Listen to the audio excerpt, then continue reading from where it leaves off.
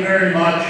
You know, Bill is one of the most dedicated public servants I know, and I'm honored not only to call him my senator, but also my friend.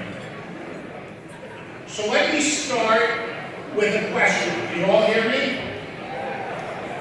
With a show of hands, how many of you believe that the next governor of Connecticut is in this room?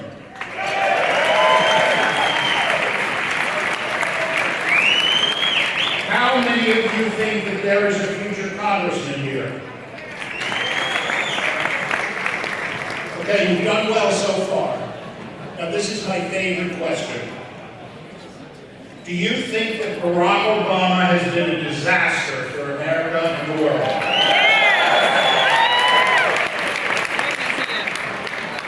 I believe too that we have a future governor, a future congressman, and probably a future senator in this room tonight. Maybe several of them. I also believe that it is primarily the people in this room that will get them elected. So you and I have a lot of work to do. Jerry, my thanks to you and the Connecticut Republicans for recognizing me for the Butler Award.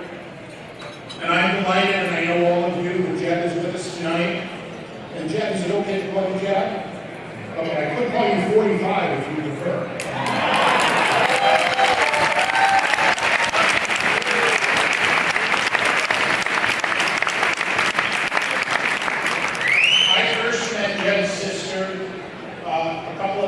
And I think we talked earlier tonight, Jeb was there as well, on a cold February weekend in New Hampshire. We were campaigning for Jeb's father. Betsy Hemingway, you know, she was a Bush Award winner too. She invited me up there. And there was also a teenager who was up there. And that teenager went on to become Greenwich's first selectman, Peter Tessin.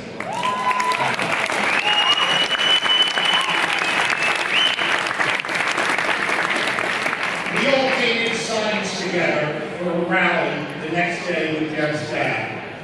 Now, it isn't glamorous, even when you're doing it with the Vice President's kids. But painting signs late into the night is the grassroots work that the Pat Futner Award is all about.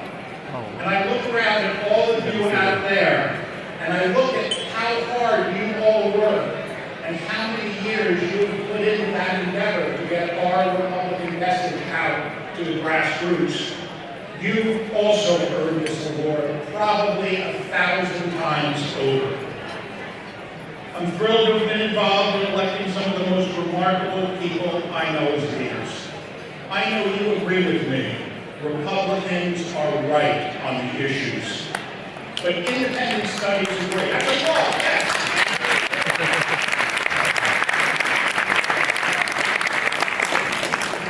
States with Republican governors are far more successful than those with Democrat governors. That is why it is critical we elect a Republican governor in November.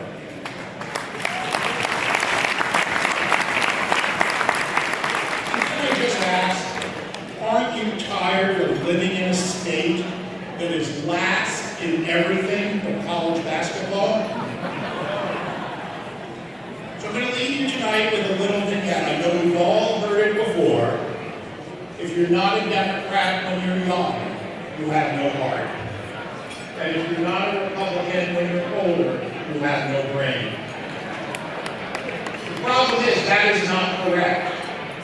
Being a young Republican is all about heart.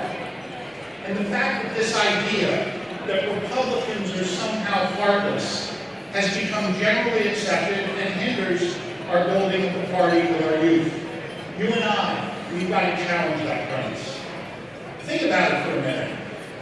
Instead, isn't it heartless to expect less than every person's true potential? Isn't it heartless to assume people must be coddled or given things in life they would rightfully earn themselves? Isn't it heartless to saddle future generations with enormous debt? Being a Republican, it's entirely about heart. Republicans, all of us, believe the most important entitlement is that each human being has the freedom and the opportunity to fulfill their own potential.